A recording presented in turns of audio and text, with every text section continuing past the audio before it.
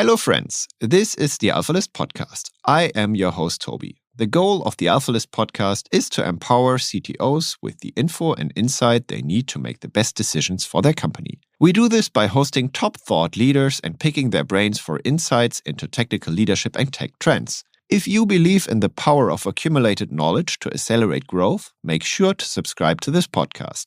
Plus, if you're an experienced CTO, you will love the discussion happening in our Slack space where over 600 CTOs are sharing insights, or visit one of our events. Just go to alphalist.com to apply.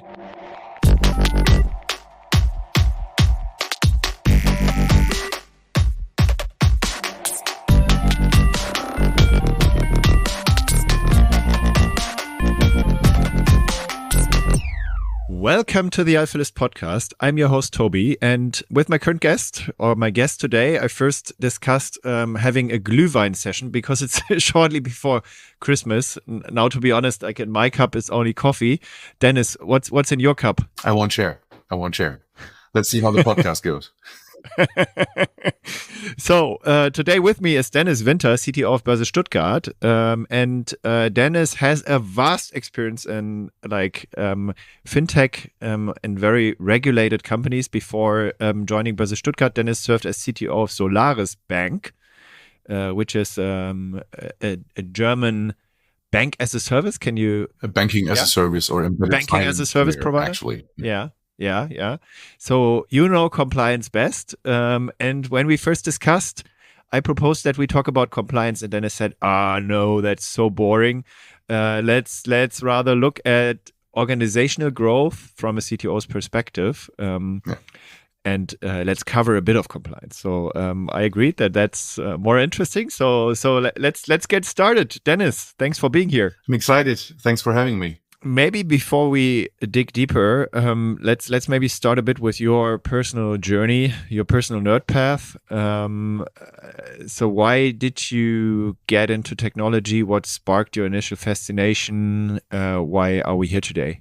I guess that was I was somehow destined to be in tech. My grandfather was an electrician, and I actually grew up in his workshop. And I was born in 1979, and I think in 1984 or 1985 he just brought the first computer. And back then there was no screen time, so whenever people were looking for me, it was like, where's the little guy? I was somehow like close to the computer. And in my teenage years, I founded a band, like a metal band. And back then, that was in 1993 and 1994. I heard about websites. And no one could actually tell me like how to build one. So I tried to build one just myself and, get all the information that you potentially need somewhere in the internet. Alta Vista was the search engine back then, I think, that I used. And that was just somehow things came into place. So I built the website back then in the mid-90s for my band. And was always somehow connected with technology. I was always fascinated by, having stuff around that does things for you if you just pilot it well. And in my first job, that was in the year 2000, I was an embedded systems developer. My plan was to become a rock star. And my mother was not very happy with that. And she actually forced me to go to an IT school or tech school back then. And I did that. And I don't know if you remember, if you're old enough to remember, that in the 1999 and 2000s, roughly, there were a lot of informatics students that actually dropped out of university because they had a job already that gave them just a lot of income, right? And so it was during that time, basically, when towards the end of the tech school that I attended, the companies actually came to the school and presented themselves and were looking for young talent. And that was my first job then in the year 2000 as embedded systems developer in C++. I sucked at it hard and directly ran into the .com bubble. So all the people in my first company were actually let go, but all the experts back then were told before they leave, tell Dennis how he does it because I was the cheapest guy in the company. So had a lot of people, great mentors, basically. So you took over 10 jobs at once. Exactly. And that is where like multiple technologies then came together for me. Not only like C++ development, what I was actually hired for initially, but Linux administration, or systems administration as such, PHP, like all the scripting languages that we had back then, Perl and all these things. And I had like a phase of roughly a year where I had like many hats on. And from there on, that was just like oftentimes in all the companies that I attended or that I worked for, I had like this role of the guy who was like doing everything, like the technical all-purpose weapon somehow. Yeah. And I did that for quite a while until 2015, 16, roughly. And that was when I joined Solaris back then as a greenfield project. There were less than 8 people working in tech back then. And I was the first guy who was actually professionally, because that is actually where my passion lies. The infrastructure development or systems development, that was where I was focusing on from 2009 on, 2008. So I don't know when the term DevOps actually came up, but I think I did DevOps already before it had a name. Early in the game, huh? Exactly. Early in the game. Okay. Just like getting somehow the requirements from product development and somehow translating things into systems that work, that also make it easy for me to actually, as a oftentimes being alone for myself on a specific topic, on this infrastructure topic, to automate things as much as possible. And ideally just like creating a cockpit. That was oftentimes the goal that I had. I am not really succeeded in all the cases, only in one case, where I had like a lot of automations put in place already. But having this close relationship with product development and understanding what their needs is and what their needs are, that was always something that I enjoyed doing, because, you know, when people were happy, I could be happy, and I had success. That was great. And then at Solaris, I basically like focused entirely on like building up the foundation of a freshly started company. Yeah, interesting. I have a few fun questions about your journey. So, looking back at like early HTML times, what was your favorite tag? Was it Center, Blink, or Marquee? I would say Center. Center. And IMG, because you know everything was GIFs. So yeah, and then like tables were puzzled, like images puzzled into tables, etc. Like exactly. I remember that. Yeah, and then links below, etc. and then came DHTML, right? When you have to somehow like also connect it with Java. You can make it move. And then you also mentioned Perl, so I guess you also know the good old flat file databases then. What was your favorite delimiter then? Oh my God! Pipe? Don't do this. This is too long ago, please. So for me it was pipe, I think. Excuse me? For me it was pipe, I think. The pipe. Okay. Yeah. Like semicolon. Straight line. Yeah. Or semicolon. Yeah. Well, semicolon is, you use it in text too often. So that is true. Okay.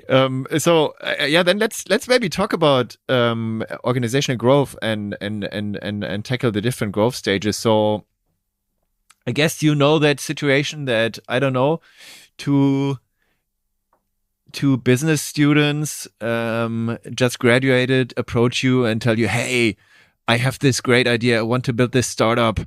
I don't have any clue of digital products or technology, but I want to do it. Like, can I just hire a freelancer to do all the work for me? What do you reply? You can. The question is what your goal is. If you just want to like put something there and just try out whether it works and then throw it away and do it right, you can of course do this. But in general, I'm convinced that if you like, in particular, if you want to create a digital product or a technical product, you get someone in like early on who has skin in the game, who for themselves has an intrinsic interest of building something that eventually will also like be a good foundation for further development. Which doesn't mean that you don't throw away like your first version, because that is, at least like by the book, this is what you should do, right? I don't know whether this is really oftentimes the case that it happens. I have seen too many MVPs in production, but in general, a company nowadays who wants to be successful, I'm convinced that to one degree or another, it needs to be a technical or a tech company as such, even if it really starts out very small. So if you start off with an agency, let's say you're below 10 employees, you start off with an agency or with a freelancer, and the MVP is built and maybe even like the core product is maintained by an agency still, you would advise to hire a senior engineer at a certain point who can, or not necessarily team lead, right? Like someone who can grow into team leading, exactly. who can then take it over, skin in the game, also not necessarily in terms of money, but in terms of like who has an interest to build a long-term vision and product and to actually drive that. Is that what? Someone who has an interest in, first of all, just having a good job, having a job with impact, having a job where you can actually influence the decisions. And if you're an engineer at a very early stage at a company who wants to build a technical product, you're the expert in the room. You're also, to a certain degree, even if you're not necessarily a managing director or like a co-founder or something,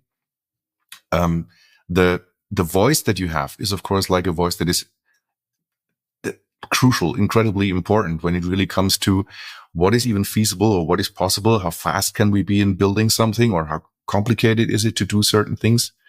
So in particular for like companies at the early phase of like, maybe when you're like touching the 7, 8, 9 people, it 100% makes sense to have at least like one person in there who has experience with technology and how to build products. And then that person can, of course, I mean, it really depends then on the personality of that. We all are different, right? There are some people who really want to stay experts, who really want also to stick to the code and by their hands work actually contribute to the success of the company. But there are also others who have the interest maybe to like also build a team and grow the function, and to make sure that also over the next couple of growth stages of the company, you're still having a tech function that is coming up to the requirements that the company has. And to actually drive the not output but outcome, right? To actually drive, like, let's say, early revenue in the interest of the company and Exactly. not against, not acting against the interest of the company, right? Like if you hire a freelancer, then it's basically billable hours. If you hire an agency, it's even worse, right? Yes. And so there's no interest to keep the tech debt, the future tech debt low, and to just drive revenue or just drive the MVP to a certain degree. Maybe to keep the company alive, but not much more, right? So that's, I think, early, very important to mention that, you have to jump off if you work with an agency. Yeah. And even like in regards to tech debt, I would even say that the amount of tech debt that is acceptable for you is something that actually comes from your current requirements, from what you actually want to achieve. If you really want to be fast, if you really want to build just like a prototype of something, it doesn't matter. You just you like cut all the corners that are possible to like put a specific function out there. I think what is maybe the stronger like take on that for me is the strategic interest in the company, because eventually tech debt is something that we want to have. We just don't want to have it like in an uncontrolled manner, right? Or in a manner that is like, doesn't matter. Like, I don't know whether my contract will be prolonged in 6 months from now. Maybe I'm not here anymore. And tech debt is like, I don't know, like 50% of this whole thing needs to be rewritten at a certain point. If someone doesn't care about this, or if someone has no intrinsic motivation to care about it above the 3 months or 6 months time period, then this might be a problem. This is where I see like a permanent employee or someone who really is involved in the company's goals is really necessary. 90%, 99% of the companies, maybe if they are not like specially regulated, can basically give a shit on compliance at this time, right? Yeah. 100%. I mean, and should. sure. I mean, it depends, of course, right? The second that you really start like processing, for example, PII data, like personal data, it doesn't really matter whether you're like 3 people or 1 or 10. The second that you're processing personal data from people out there, you have to at least like apply a certain amount of due diligence of like, certain level of security or like common sense, just to make sure that you're not running into fines at some point in time. If for whatever reasons, the data would breach or something like that. But in general, of course, I mean, the smaller you are and the more uncertainty you have, whether your business model actually works, the more freedom I would personally take to just try things out and see how it works. But the bigger you get, of course, these things get more important. So yeah, let's jump on the next stage, 10 to 50 employees. You have maybe like technology has grown. You maybe like a 7 people engineering team. And you have a small product team. Like let's say the co-founder takes over product, and you as one of the founders, you're responsible for tech. You have 2 different teams, backend and front end, like typical setup. And your co-founder friend maybe has a designer in the team. Is that how teams can long-term work? Like first question, like you separate backend, front end, you separate product, like under different founder. Like, does it ring a bell, or what do you think? Like, is it something that is sustainable and well performing, or multiple ways? How's that? All the streets lead to Rome, right? There is no silver bullet, exactly, for sure. Exactly. So of course, I mean that could be a good setup. I can also imagine, like I think. What's the name again of the Mobile CTO? Daniel?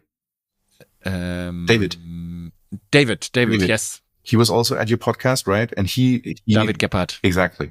And he was actually CPTO. And I think that also works in particular when you have someone who really knows how the development of digital products works, someone who can actually structure these things. People can also like combine, or like CPTOs can also work and combine basically the reporting lines under them. In general, like that's a setup that I've seen a couple of times, that you have like a CPO and a CTO, or someone who's responsible for product and someone for tech, and you have front and back end development teams. And that works in many cases, right? For me in particular, during that stage, what I would always do is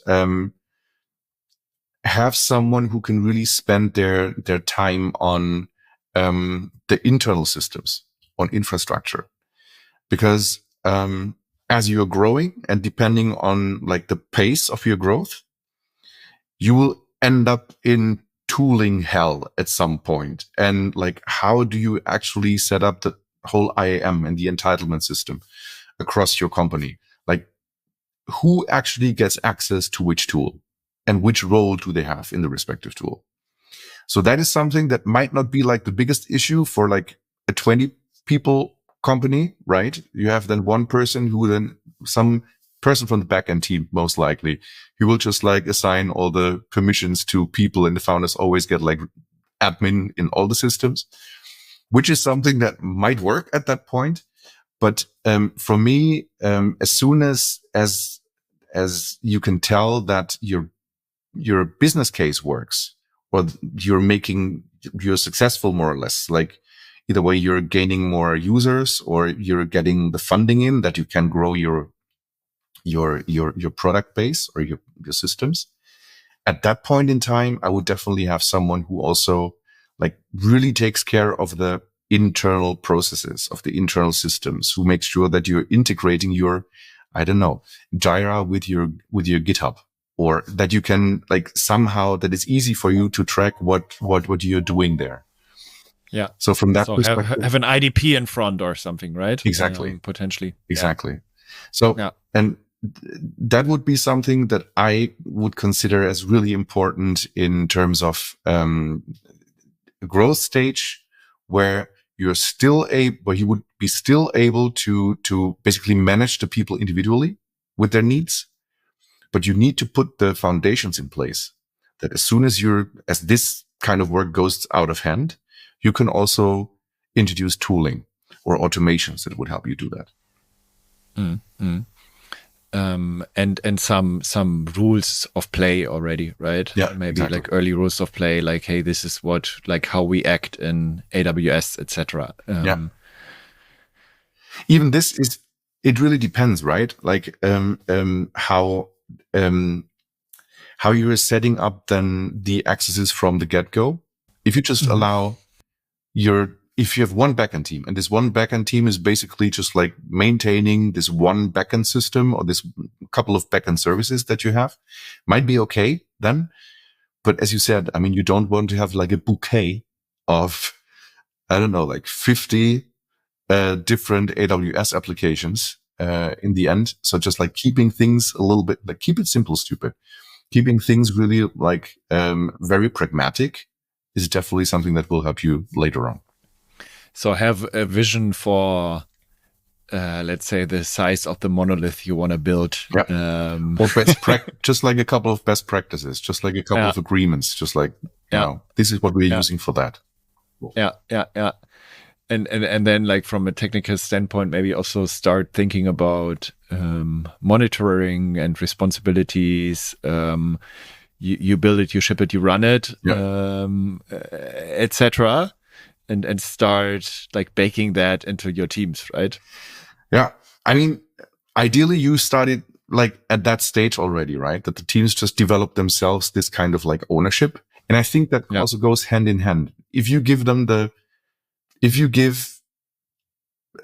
product development teams, the engineers in the product development teams, if you give them the accesses that they need to provide themselves with the dependencies that they have in AWS, like I need a database. If you give them the possibility to create this database, and if you're not like segregating this, I'm having an operations team. The operations team is now like responsible to like provide you with the database that you need, which is like the more quote unquote traditional way how like companies have done it in the past, right?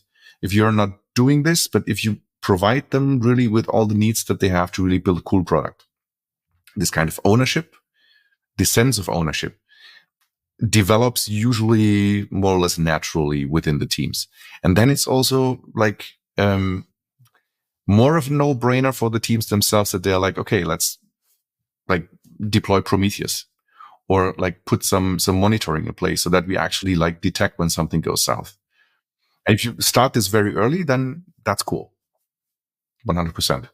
And if you don't, if you don't, you're dependent on others, you're slow. Yeah. If you're not, you have a lot of conversations to have at a later stage. Yeah. Okay. How do you think about like things like let's say modern setups, infrastructure and code? Should this be built? Like, would you introduce it early as a CTO, or is it more like a wet dream of a DevOps department? How do you see that? It's actually because you mentioned, right? I'm working for Börse Stuttgart, which is a regulated institution. I used to work for Solaris, which is also a regulated institution. So it's not only like the wet dream of some DevOps dudes, but it's actually like of all the control functions, all the security people and so on. They all also they sometimes don't really know that infrastructure in code is what they're looking for. Yeah. But it's definitely something that I would early on always at least state as a goal that we need to have. We need to be able to automatically like rebuild the system. And it's not only rebuilding the system, it's also that you have a transparency on the changes. Yeah. Right. Yeah. But would you do that in a regulated company, or would you do that in any company? If you would start from scratch now and you would build like a social network, would you do it from the start or not? I would. If I could, I would. I definitely would. I would like, I'm actually just like, chewing off the ears of people like all the time, which is like, look, Is it Terraform? Is it TerraGrunt? Is it, we can do this because it's easy. We don't need dashboards like clicky bunty. We don't want to have that people just consolidate all the stuff that they want to have just in one dashboard. I want to have it in a file. And I would, as early as possible, try to also get this into the culture of how you're doing things. The second that you try to introduce things later, it's always more complicated. Yeah, I agree. I also asked it in a bit of a provoking way because I right now have discussions with, at SaaS Group with my infrastructure team about making it a standard. And I mean, we buy companies, and those companies, none of them has that, right? Yeah. Naturally. So can you make it a rule that this should be there? I think you can't, because you basically, if you would force companies to do that, or if you would make it a compliance rule, then everyone would stand still for half a year, right? You wouldn't be able to introduce it. And also, even if someone helps you and let's say delivers you the full-fledged system and leaves it at your doorstep, you have to go through this mind shift of realizing, hey, this is why it's so important. This is why we do this. And then you have to do it step by step, and you have to own it. It's not, you can't have it, let it, delegate it to some team that does it for you. That's my, it's not my a perspective. project. Yeah. Right. From my experience, it actually needs to be part of the culture. This is how the self-understanding of how we want to work. It's infrastructure, or how I used to call it in the regulated context, is compliance and code, right? So you can basically prove what changes went into the infrastructure as well, and that you have approval processes around this and all these things. But this is also true for how do you monitor your services? Right? Having just we know this, and I've seen this also. I had a team when I was responsible for the platform team at Solaris. We introduced, because we built this centralized platform where you have all your build, test, and deployment pipelines. And we started to the idea for me behind the platform is basically that you're introducing standards.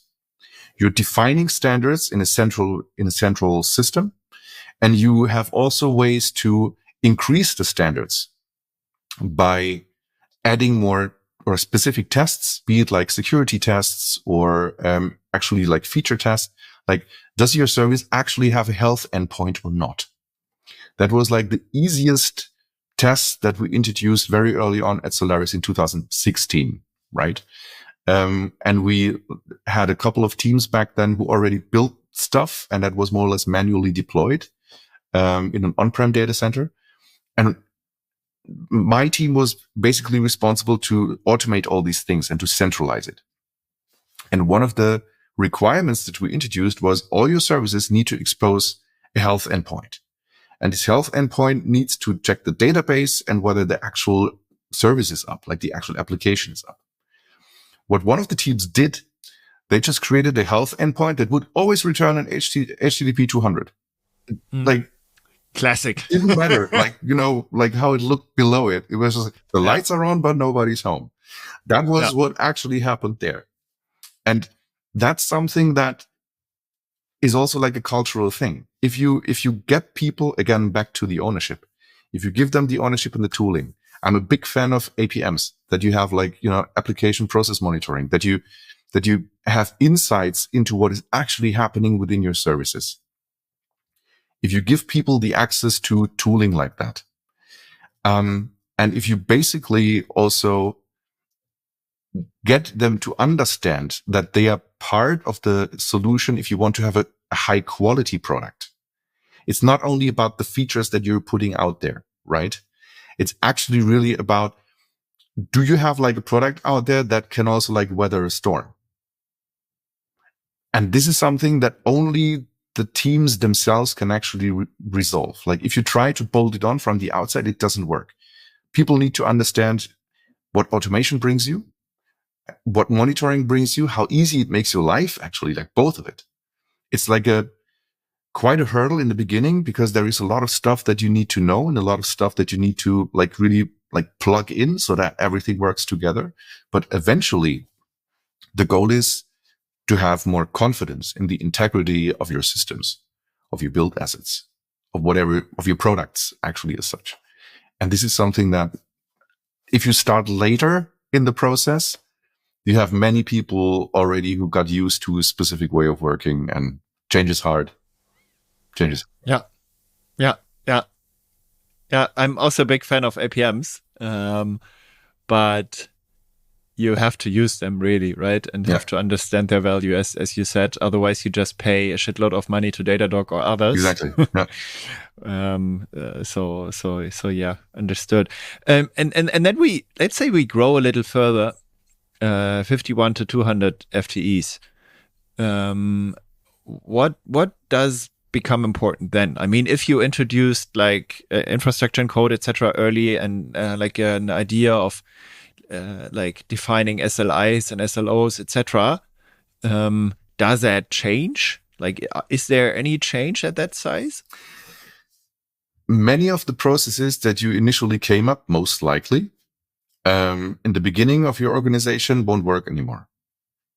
At least in my experience, right? So you have certain manual processes, oftentimes also in like non-tech functions. And for me, it is honestly, I think product development as such, and I'm struggling a little bit with, actually, it's not hard.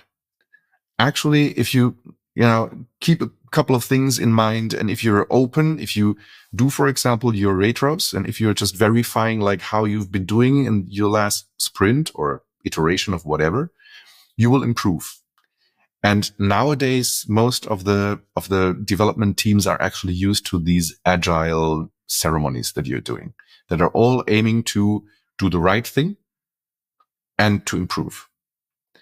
That is not necessarily true for like functions outside of product and tech, HR, finance, and all these things. And oftentimes, in particular, when you're like breaching a certain amount of people, they have manual processes in place that don't scale with people. Yeah. Right. And then the question is, do you just leave them there and just, basically leave it to them to come up with like better, if there is anything like better manual processes, or whether you're actually making tech, an enabler and a proactive function that really starts to improve things within the company. So for me, it's more like the whole internal processes that significantly change, and where tech plays an entirely different role all of a sudden. Maybe IT comes into play, right? Like even in modern organizations, like let's say you're remote first, and IT doesn't mean like Wi-Fi, but security and on and offboarding. Exactly. I like taking on and offboarding seriously from my perspective, is really getting more important 100%. by then. Or maybe if you pass the 200, like you have, let's say, 3-4 starters each month, and 2-3 people that jump off, you need to automate that, right? Absolutely. And you have to, and this is so the actual challenge here, I think, is also not a technical one. So the challenge is that as your company grows, you have this organization that has like different teams and functions and responsibilities, and all these teams and functions, in order to live up to their responsibilities, they need different kinds of accesses to different tools. So you need to set up some kind of like an entitlement system, which is more like a concept. And this concept is your roles and responsibilities, like broken down technically somewhere. So your IAM system or your SCIM system, like, is able to automatically provision, for example, accounts in Jira or in Slack or in whatever tools you're using in GitHub. At Solaris, for example, we had people from the second line of defense, so basically control functions, teams that their sole purpose is to actually like assess certain risks and verify that the teams who are implementing solutions are mitigating these risks. They had to have read access to some repositories in GitLab, making sure that just for the sake of this example, making sure that they don't lose the access because they are actually not active in GitHub. Did I say GitLab? It was GitHub. Because they were actually not really active in there. And there was another process that was just verifying whether we are just paying too much and whether people are actually really using it. So making sure that they're not losing access was actually really vital for like certain compliance relevant processes. And this is something that is exactly what you said, like making sure that from a security perspective, first of all, you can assign the right responsibilities to the right people when they come in, where your individual management of people doesn't work anymore. So you need to have groups that somehow mirror also the actual groups that you have within the company, embedded in some teams, right? Could be like 2 or 3 groups in one team, depending on like how you're combining a team. And the whole onboarding, offboarding, change of teams. So it could be that you also have conflicting permissions. In particular, in a regulated environment, there are certain accesses that a single person shouldn't have at the same time, right? And you need to make sure that this is actually in place. So what you're doing is basically you're coming up with this role-based entitlement system that always needs to be in sync with like the teams that are created or that are moved from here to there, or the people who are then moving from one team to another. You have this entitlement system and you need to have a technical implementation that automatically, first of all, creates users and that also disables users at the point when they're leaving the company. Exactly. Or they're changing teams. Or MDM, that you just have the possibility to just nuke one of your laptops in case that it was stolen or lost. I had some people who like lose their laptops like twice in like their time at a company. And you're like, what the? Right. Then there's this guy who traveled to Turkey. Yeah. Who took is a freelancer working for your company maybe for longer already. Exactly. Lost the laptop in the cinema in Istanbul. Yeah. Like, what do you do there? Like, how do you make sure that this actually doesn't happen or that this doesn't ruin your company? Yeah. Yeah. And that is, as more people as you have in your company, the higher the likelihood that you have like candidates like this, right? Who just like somehow losing their stuff frequently. Or then also again, because oftentimes I think security is considered as something that is like protecting yourself from the bad players out there, you know, like malicious players in suspicious countries. But there is, of course, also the risk of like an internal bad player, right? And that is something that also comes very like critical at company sizes or at engineering or tech team sizes from a certain degree on. Depending on like how you're actually implementing your privileged access management, like how, like what are the ways for engineers to actually access your production systems, or even systems that would allow for certain like knock-on attacks where you're just gathering information within the company, like put it out there and someone else can actually use it to do spear phishing, for example, just like internal information. That's actually really important.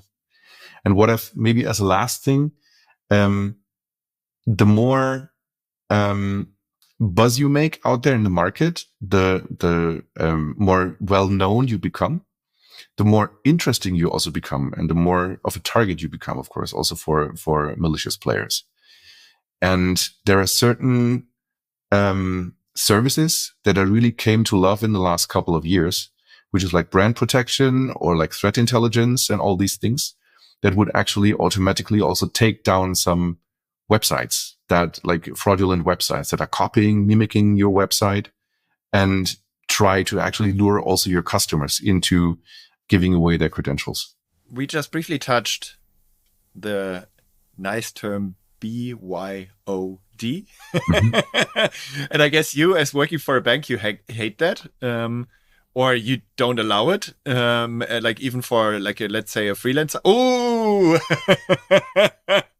so you allow it? No, that's two.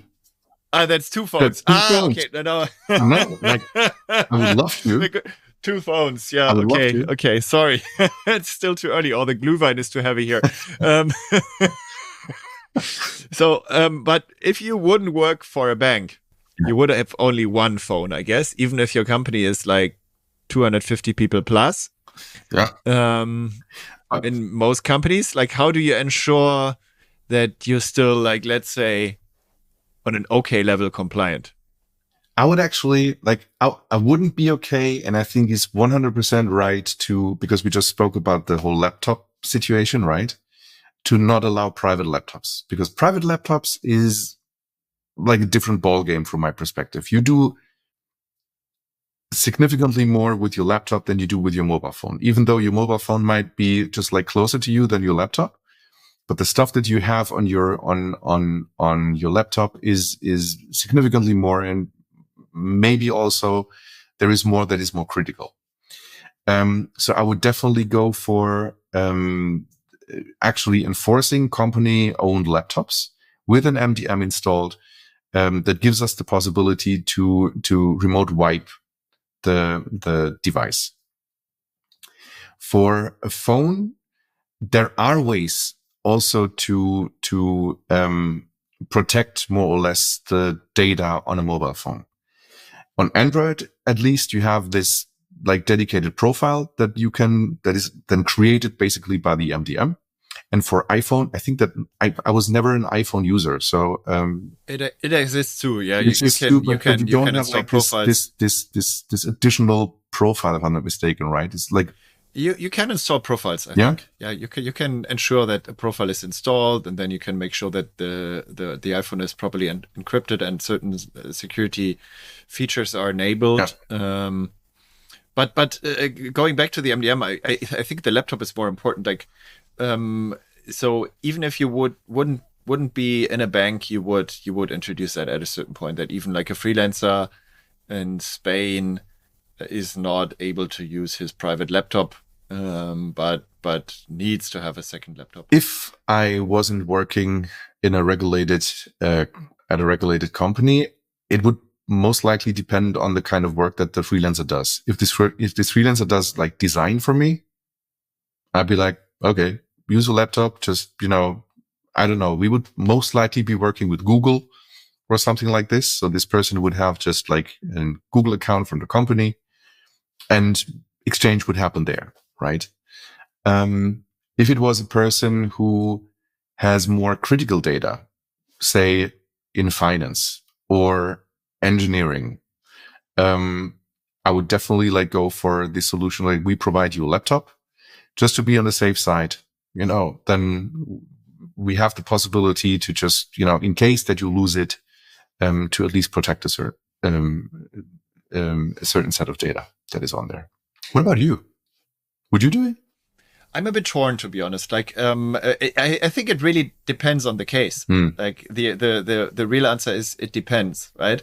Like if I was working for, let's say, Zalando, I would absolutely do it, because then the attack surface is very wide, right? Like, most likely, like if you have, like, let's say one central service, which is shared by many engineers, then of course, it becomes impossible to control. Yeah. While if I look at my portfolio of 20 different companies, I think if you work in a central function, so if you work in finance, then yes. If you work as a DevOps engineer in a central team that supports all the companies, then absolutely. If I work for a 10 company company inside of that company, I would say I don't care. Yeah. And I would understand if, like, I personally would, for example, I would love to use my laptop for everything, because I just like it to have just one laptop and to focus on one laptop and maintaining it. While if I and I wouldn't understand if I work for a small company inside the company that I have to use a different one. So yeah, it depends. Yeah.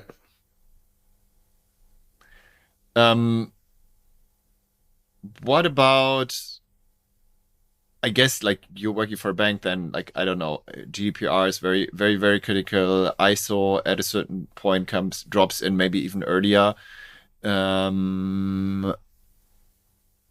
How do you shape team dynamics and responsibilities around that? And how important from your perspective is it to get certified at a certain level? As a financial institution, it is very important to adhere to certain standards. And in terms of what this means for team structure, right? Or basically I think this is what you mean, right? Team structure and how you're distributing the work between the teams, or the responsibilities between the teams. At Börse Stuttgart Digital, we are subject to multiple regulations, like to the regulation that was, or that is put out from the German BaFin. There is a MiCA regulation that is for cryptocurrencies. There is a SOC 2 certification, or NIST certification that is definitely like of relevance for us. And from that perspective, there is a lot of work that goes into actually understanding what the requirements are, creating gap lists, just like from a sheer technical perspective, creating gap lists of what we actually have in place. And then at the moment, there is also like a project that is ongoing, where we are introducing sys controls actually from NIST, right? Just to make sure that we have like a technical monitoring in that sense, whether we are still compliant or not. What it actually means for a team structure. For me, it is like regulation as such, or these standards as such, are not too far away from what, if you really want to do things right, you would actually do things like that. This is more like detailing out oftentimes what the specific requirements are for specific fields that you have, like BCM, be it what kind of observability or visibility you need to have within your internal systems, or the systems as such, that you need to have a SIEM in place. You need to have a security team that is taking care of specific security standards in your software development process, or also like in your IAM or your entitlement system, for example. So in terms of team structure, for me, this actually means that you need to be very specific in regards to the regulations who require certain functionalities or certain responsibilities to exist. So you need to like build up a matrix with like different responsibilities, like where you can show how the segregation of duties is actually set up in your case. And according to this, you can actually build the teams according to your needs. What I'm currently doing with Börse Stuttgart Digital is, because within Börse Stuttgart Digital, we have a couple of companies. We have a custody, like a custodian basically for cryptocurrencies. We have a broker system, which is also the backend system for the Bison app that many people know out there. And we have the Bison app itself, and we have an MTF, which is a marketplace. Basically, this is actually like a stock exchange where multiple players can trade cryptocurrencies or digital assets. So it's actually like 4-ish companies within Börse Stuttgart Digital. And what we are currently going through is a a change where we are consolidating all the responsibility for the infrastructure in a central platform team, where we are setting up a central enterprise IT team. So a team that is responsible to make sure that all the different systems are actually like well connected, that the IAM is in place, that we have this skim provisioning, that we have automatically creating, accounts here and there, or also revoking access again to specific tools. And the goal is to have also here, specific teams who are responsible to define the standards, which is actually like part of all the different requirements that you get from the regulators, like from the European regulators, but also from the national regulators, so that you have like a team that's responsible for the standards, for basically to define the requirements for us to deploy changes into production. And that's something that we need to hash out in more detail, which will start now from January on. We will basically change the type of accesses that the product development teams have, because as of now, it is quite segregated in terms of the product development teams are doing their work, and the IT ops team is making sure that the changes are rolled out. It is not as strictly like segregated as it sounds right now. So there is, of course, like they have like the same repositories that they're looking into, right? And they look into the same tickets and all these things. But the vision that I have is that we have basically a system build up that allows us to do this in a more fluid way, so that the teams have then the possibility through infrastructure in code to configure the changes that they need in AWS, and that the platform team later on will basically be the reviewers for that. They will sign this off, but they are not the ones who need to do the implementation, because then you have this bottleneck. Then you have basically no real visibility of like when things will happen. It is way more transparent in this regard. And by doing this, you're increasing also, I mentioned it earlier, the integrity of your changes. And this is where all the regulation and also all the standards actually aiming for, right? That you have, that you know actually what in particular you're rolling out, and who approved these rollouts, who was involved in the changes, so that you can ensure this segregation of duties, that not someone who has actually not the entitlement to really do a change had the possibility at some point to actually sneak something in. So for a bank, infrastructure and code is a requirement starting very early, then if I Yes. understand it correctly.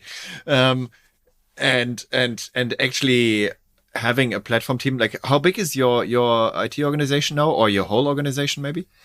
So Börse Stuttgart group as such is roughly 780, 800 people. Yeah. Within Börse Stuttgart group, we have Börse Stuttgart Digital. That's around 180 people, 170, 180. And tech, everything in tech, basically without product owners, it's roughly 75 as of now. That's nice. Yeah. So relatively controllable, but well, I mean, the overall organization is also, I guess, then something that you have to look at and make sure that nothing happens that can somehow sneak into the systems, right? Or can somehow sneak into the processes. There is a collaboration in between the group and Börse Stuttgart Digital. And some services is what we share, and in particular, like for the shared services, we of course need to have also like good exchange. So, and if I want to, like, let's say spawn a new service as an normal engineer, do I have to approach the ops people then, or is there some sort of a self-service that you encourage people to use? That's quite diverse. at the moment, I would say. Okay. We have some teams who by themselves can configure the changes in Kubernetes. So everything is Kubernetes based. At the moment, primarily running in on-prem data centers. And this is also something where like we have like a strong push to move some of the things into AWS over the course of next year. But at the moment, it's primarily in on-prem data centers. And some teams are able to configure actually just like basically new pods. And then they get the approval, the actually pull request review from the IT ops team. And then this is rolled out. There are other teams who actually need to create a ticket for the same IT ops team. And that's what I was talking about. My goal is that we basically consolidate everything in really one system so that everyone can benefit from infrastructure. Yeah. And then you fully communicating through pull requests, right? Exactly. Yeah. It makes sense. So that would also be the thing you would change if you would start from scratch, I guess. Yeah, absolutely. I mean, again, I mean, it would be very early on. I don't think that at the earliest stage, you actually need to put a lot of effort into like building a system that is already scalable, because you don't know at that point, most likely, whether what you want to build will actually be successful. But the second that you make this decision of like, yep, let's continue doing that, then I would definitely like pull in, like all the beat Ansible, right? I mean, even if you start with that gives you already like, a huge lever to bring in some standardization. So introduce that early would be your message. 100%. But I'm also an infrastructure guy. Like, what am I to say? Yeah. This is I enjoy doing that. Right. I have this for my computer, right? So that. Okay, understood. So take it with a grain of salt, but do it early. Yeah. So I still have a little surprise for you. Oh, great. It's also my outro question. You worked for a company called Neophonie GmbH. Mm-hmm. I think in 2014, mm-hmm. And I actually know the founder Helmut Hoffer von Ankershofen from back in the days. And he actually gave me a secret version of your search solution back in the days. Okay. He's quite a crazy guy. I guess you remember him. I never met him. You never met him? No. Oh, I think he was not with Neophonie anymore when I joined. Was only there for 1.5 years. Okay. Yeah, and he gave me that version. It has a secret time machine feature, and now I have that on my laptop. That old software. Okay. It's some hacked Solar version from back in the days, and I started up, and I can now type in Dennis Winter and November 2014, and we like travel back in time and see yourself working as a systems engineer at Neophonie. You were really like deep into the system's performance and security, and you now have the chance to whisper something into young Dennis' ears. What would it be? 2014?